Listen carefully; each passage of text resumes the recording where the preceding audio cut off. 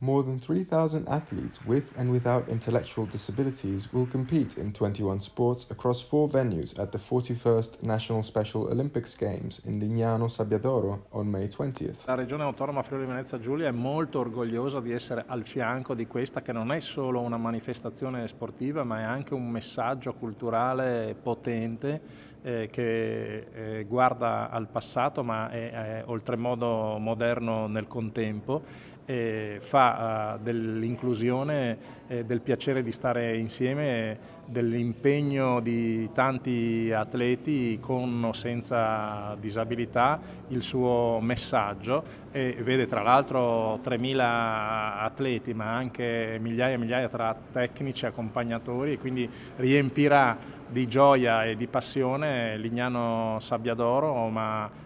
grazie a una collaborazione anche con i comuni che stanno dall'altra parte del fiume Tagliamento, e quindi Bibbione e Portogruaro, vedrà anche una collaborazione tra la Regione Autonoma Friuli Venezia Giulia e il Veneto. We have more than 3,000 athletes here in a few days, and they will compete in 21 sports, so we can just expect lots of joy and winning and lots of, how can I say, joy of life, because our athletes are really happy to be here all together and also to demonstrate their ability and capability.